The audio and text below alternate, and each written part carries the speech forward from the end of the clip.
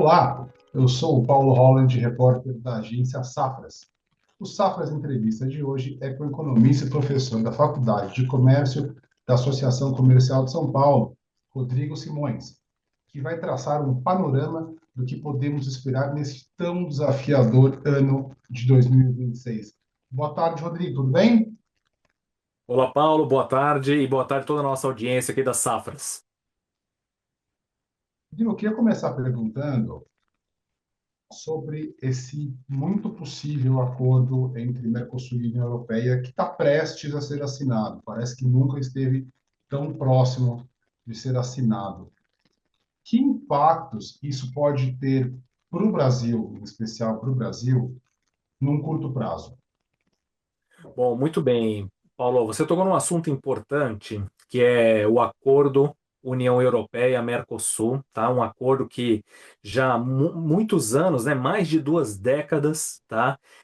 Aguardando entre conversas, encontros, tentativas para poder ser assinado e agora foi aprovado na semana passada e tudo leva a que agora, dia 17 de janeiro, tá? Sábado, lá no Paraguai, tá? Será assinado esse acordo em que envolverá os países do Mercosul, tá? E os países da União Europeia. Só para poder contextualizar, antes da gente falar dos impactos de curto prazo, um acordo importantíssimo que formará um dos principais blocos econômicos do mundo, tá?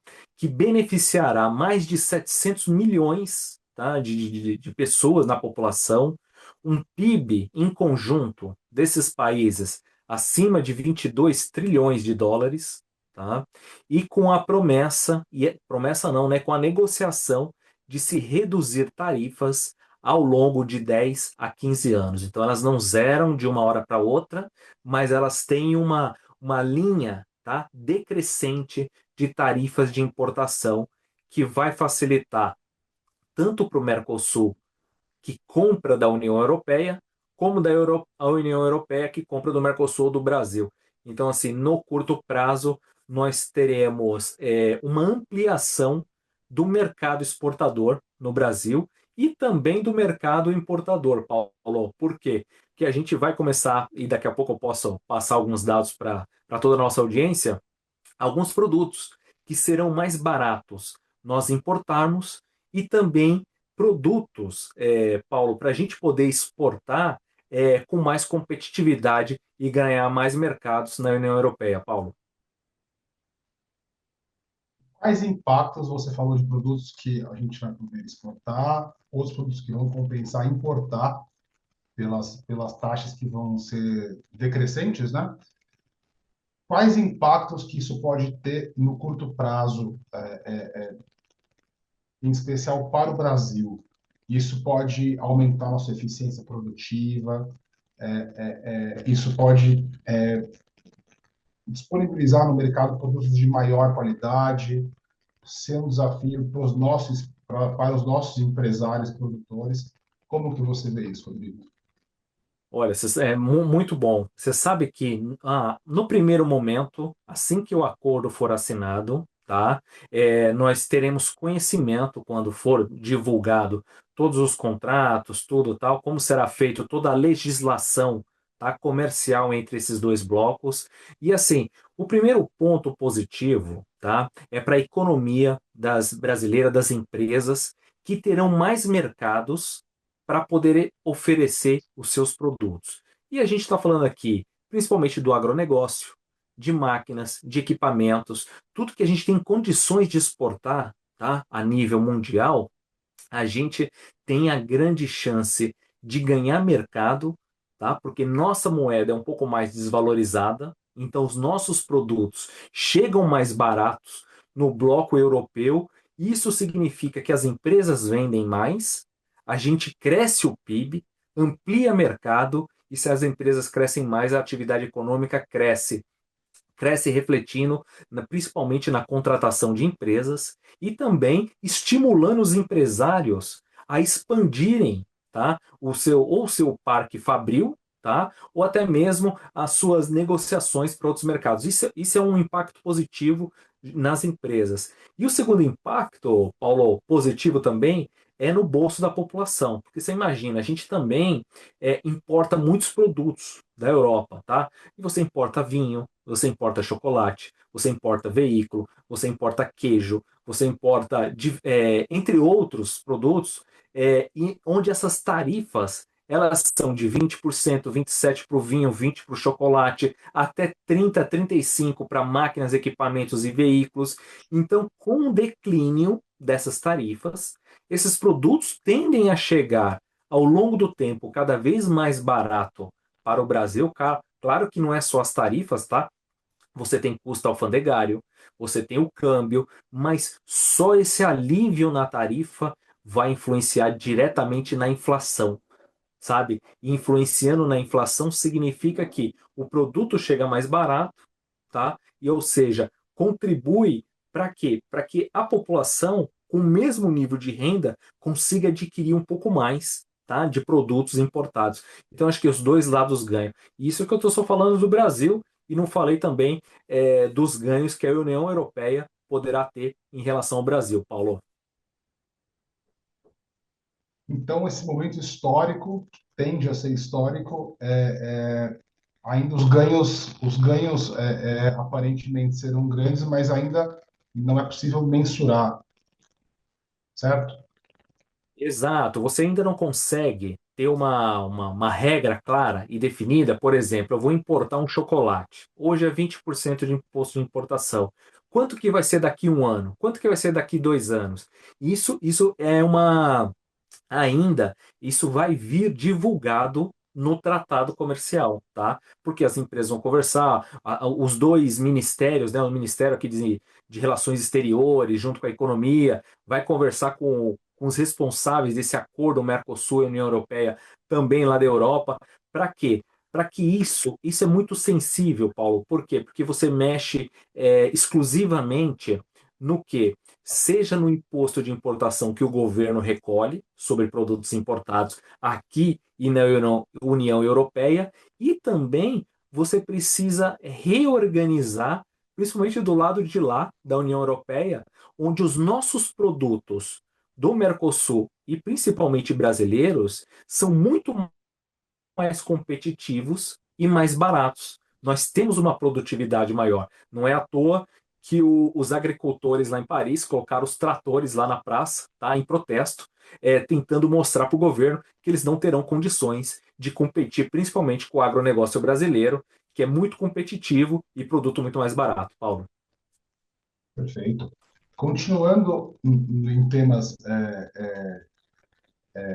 externos, hoje saiu a inflação nos Estados Unidos em linha com as projeções. Daqui a 2 semanas, nós temos uma super quarta, a primeira do ano, primeira reunião de Fed, primeira reunião de Copom.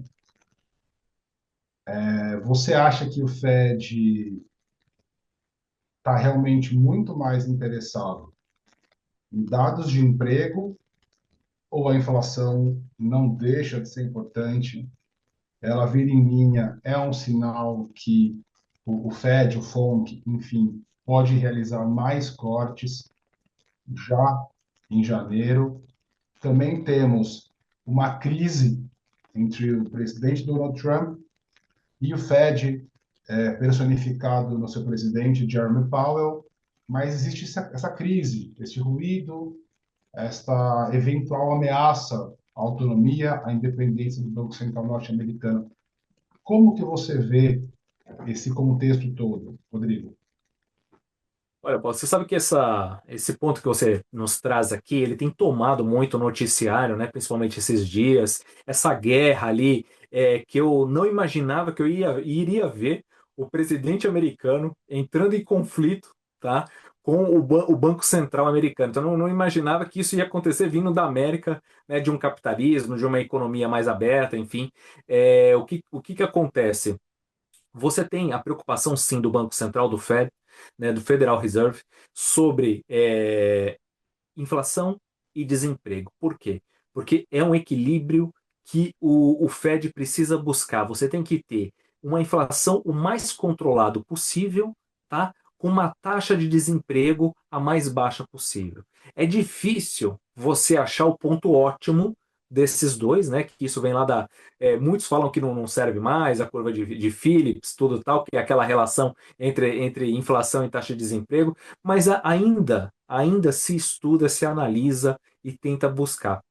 Inflação muito alta pode uma hora, aliás, desemprego muito baixo pode pressionar salários e pressionando salários pressiona a inflação. Inflação muito alta, com medo de perder o risco, a rédea ali, né? Vamos supor, a rédea e as empresas começarem a reajustar os preços, você entra freando o crescimento com taxa de juros. É uma medida que é um veneno não muito bom, né? A gente sempre deseja que todo mundo compre cada vez mais, que a taxa de desemprego seja cada vez menor, mas existe um limite, existe um limite das capacidades instaladas das empresas e de um país de poder crescer sustentavelmente, que é aquela diferença, Paulo, entre o PIB potencial e o PIB efetivo, onde o Banco Central ele fala se a gente está perto ou se a gente está antes ou depois do hiato do produto, que é essa diferença. Então, o Banco Central ele tem essa tarefa, é uma tarefa ingrata de você ter que aumentar juros e encarecer o valor da moeda, mas de um lado essa é a preocupação e ela está válida, chancelada pelo Jerome Powell. Do outro lado você tem o Donald Trump com uma certa uma certa discussão, uma certa narrativa, tentando trazer mais para a mídia, querendo fazer uma redução meio que na marra. E isso é porque a economia funciona num time diferente do time político, sabe? Então, assim, isso não acontece só lá, isso acontece em muitos lugares, tá? O político sempre vai discutir com o ministro da Fazenda, ou vai discutir o presidente do Banco Central, porque às vezes ele quer gastar um pouco mais e o Banco Central está segurando o crédito. Às vezes ele quer liberar mais dinheiro para a economia, mas aí o Ministério da Fazenda fala não, que os gastos já estão demais. Então essa é uma briga saudável. Agora o que não pode é levar para os tribunais e o próprio presidente americano querer processar o presidente do Fed, tá? Por questões que não são coerentes. Eu acho que cada instituição tem que ter sua dependência, independência e andarem e caminharem juntos, Paulo. Você falou sobre a narrativa do Trump, que é um fator muito forte no perfil dele. Tem uma narrativa agressiva. A gente pode entender por hora que não passa de uma bravata, é um jogar para a torcida. É muito difícil que alguma coisa aconteça, cortar os juros na marra. Dá para entender isso por hora? Olha, você sabe que esse é até um ponto difícil de exemplificar e de explicar, e até dentro de sala de aula a gente debate um pouco isso com os alunos, né? O que que acontece? Existem alguns movimentos, não são todos, tá, da sociedade, que diz que você não precisa de um banco central, que você não precisa ter uma moeda ali dominante, você entendeu? Que você pode ter outras moedas em que a população não, em que essa moeda que a população deseja usar não esteja subordinado, tá? Não é uma moeda fiduciária, vamos assim dizer. Então você tem esses movimentos que têm crescido no mundo inteiro, tá? Não é à toa que muita gente investe em bitcoins, em moedas digitais, e não estou falando que é errado, porque tem que diversificar mesmo suas carteiras, mas você tem esse problema, você tem essa população entendendo que a moeda perde valor sobre a custódia do governo, sobre a gestão fiscal do governo. E isso é um movimento que pega ali um certo público, tá, do mundo, do Brasil, de qualquer lugar. E o Donald Trump, ele vem dando essa forçada de barra, ele é muito inteligente e ele é muito bem assessorado, tá? Todo mundo sabe que você não pode deixar a inflação explodir, mas que você tem que manter a taxa de desemprego num nível ótimo, você tem que fazer a economia andar. Mas a questão também, acho que é muito mais política e de pressão para poder agradar também um certo eleitorado, tá? Do Donald Trump. Mas que ele é bem assessorado e ele sabe do que ele está falando, ele sabe, viu, Paulo? Falando em política monetária, como eu mencionei anteriormente, temos a super quarta, então também temos o Copom. Até ao mês, um mês e meio, janeiro era o mês favorito para o início dos cortes na Selic. Janeiro perdeu muita força, sendo que hoje é praticamente descartado que ocorra um corte em janeiro, nessa primeira reunião de 2026. Como que você vê isso, Rodrigo? Já existe o espaço, o ambiente para esse corte dos juros? O Banco Central está sendo demasiadamente conservador? Como que você vê isso? Olha, é muito bom. Você sabe que boa parte dos analistas já projetam, tá? E eu me incluo nessa boa parte, cortes a partir de março, tá? Na reunião de março do Copom aqui, né, da reunião brasileira, tá? A partir de março, por quê? Porque a gente fecha, tá, a inflação de 2025, tá? Ela já veio, ela virá, né, abaixo dos 4%. Tá? Então, ou seja, baixo do teto da meta, mas com a inflação, com o IPCA 15 agora, de janeiro, que está para sair a semana que vem, com o IPCA de janeiro e o IPCA de fevereiro é que vai sinalizar o início, o ritmo do início de queda. Tá? Então, assim, a gente ainda, o Banco Central, por ser conservador, vai esperar sair o indicador de janeiro e fevereiro para ditar o ritmo do início de queda, mas que a queda ela já é certa, já é certa. No entanto, que boa parte dos analistas já projetam aí a inflação na casa dos 12%. Alguns um pouquinho mais, outros um pouquinho menos, e eu não vejo aqui, e eu, como economista, professor da Faculdade do Comércio, a gente tem a expectativa de que os juros caia somente a partir de março, e a gente estuda aqui provavelmente 0,25 ou meio ponto percentual. A gente ainda está em 0,25, mas precisamos ver qual que é o indicador de janeiro e fevereiro para ver se a gente muda para meio ponto ou se permanece, viu, Paulo? Esse 0,25 ou meio ponto percentual vindo em março, e novos cortes deverão ocorrer após isso, mesmo que de modo funcional, de modo prático, não vá afetar a economia imediatamente, tem um espaço de alguns meses até fazer efeito, isso pode beneficiar a reeleição do presidente Lula, que deve ser candidato à reeleição. Isso pode ser mais um boost nesta, nesta campanha que deve iniciar em alguns meses, como outros candidatos à reeleição em outros anos, em outras épocas, também já fizeram isso. É mais um ingrediente favorável ao Lula.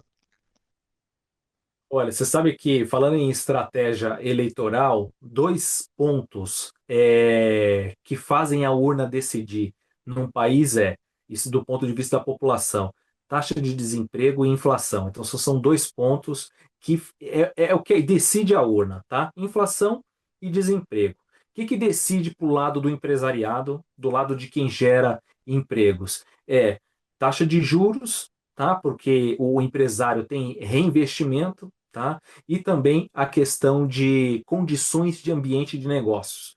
Então, assim, aí o empresário ele vê, pô, tá ruim para eu fazer negócios no país e a população fala, opa, tem emprego para mim e a inflação e o produto não está encarecendo tanto. Eu estou vendo que meu salário está sendo ali razoavelmente suficiente para adquirir isso. Então, ele entra em 2026, o presidente Lula, com esses dois indicadores, tá? Ele começa um ano com taxa de desemprego baixa, mais baixa da série histórica, com uma taxa de juros em ritmo de queda, tá? Já iniciando em março, depois vem a reunião de abril, maio, ele chega provavelmente lá na reunião na época da eleição, lá em outubro, muito possivelmente com uma taxa de desemprego talvez na casa dos 11, desculpa, dos 12, entre 12 e 13%, porque já vai estar no finalzinho do ano, tá? Outubro, novembro, dezembro, e entre outros pontos, Você diz a Selic. a Selic, isso, a Ah, Selic. ok, Desculpa. ok. A Aqui você Selic falou ele já desemprego. entra. Tá. Isso, desculpa. A Selic já entra lá em outubro entre 12% e 13%, e isso é mais um insumo que ele vai utilizar na campanha, tá? Entre outras propostas que ele tem corrido para aprovar, e principalmente nesse ano, que ele quer tentar avançar com a questão da escala de trabalho a 6 por um, ou ele trazer para 4 por 3, que eu acho que vai ser 5 por 2. Vamos ver. Mesmo com a Selic, é um consenso que ela é altíssima, a economia dá constantes sinais, ela surpreende constantemente. Por diversos anos seguidos, as projeções foram todas, vamos falar, erradas, né, do PIB. Com essa perspectiva de Selic que vai começar a sofrer cortes, podemos ver novamente esse ano uma sucessão de erros de projeção do PIB. Você vê novamente esse cenário? Olha, você sabe que muito do mercado acabou subestimando, tá? O ritmo ali da economia no ano de 2025, tá?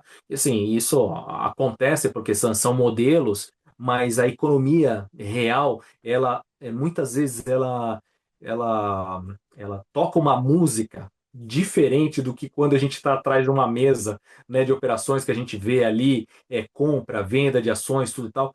O mercado financeiro ele precifica, às vezes, muito mais pelo boato do que pelo fato, sabe? Mas no dia a dia, você olha, se a gente viu em 2025 uma taxa de desemprego baixa, um consumo alto, tá? A gente teve aqui uma questão de investimento estrangeiro direto entrando em 2025, que foi um dos maiores, tá? Dos últimos anos, ou se não da última década. Então você teve investimento estrangeiro no país, você tem esse avanço, principalmente que vai ser utilizado para capital político, que foi a questão da mudança e a isenção do imposto de renda na questão dos salários, para quem ganha até R$ 7.500. Então, assim, tem alguns pontos que o governo atual vai levar isso para candidatura para poder vender isso como marketing e tentar uma reeleição.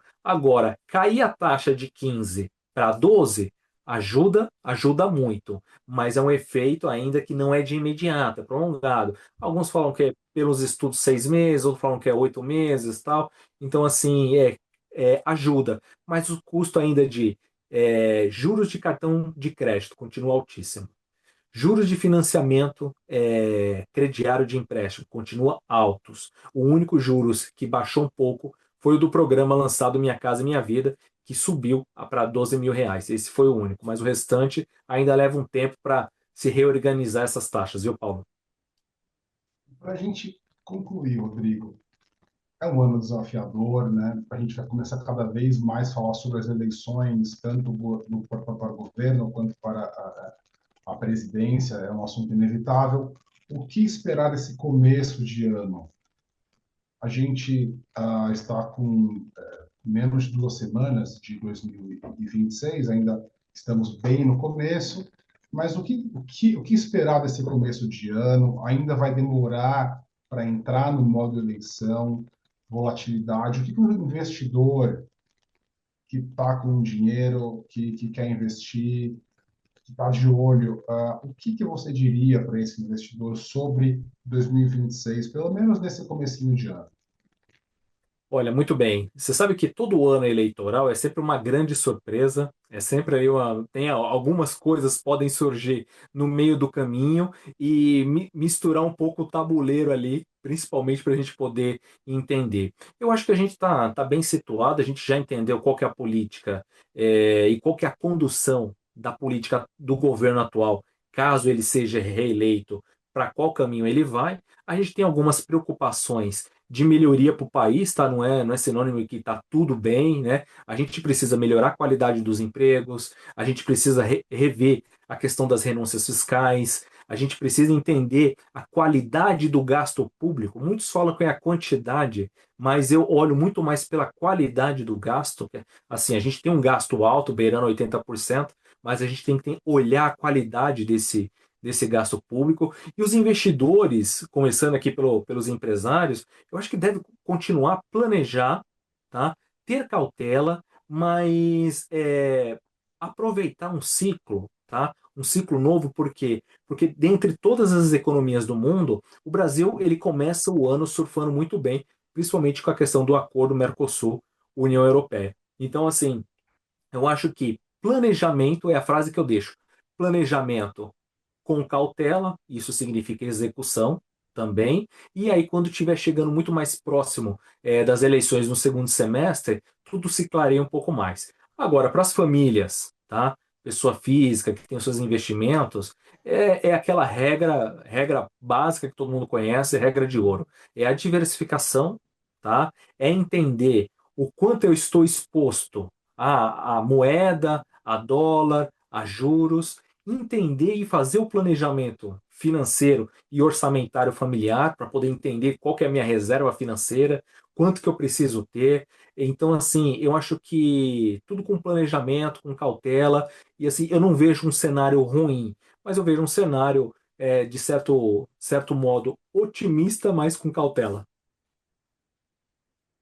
Gostaria de agradecer a Rodrigo Simões, economista e professor da Faculdade de Comércio da Associação Comercial de São Paulo.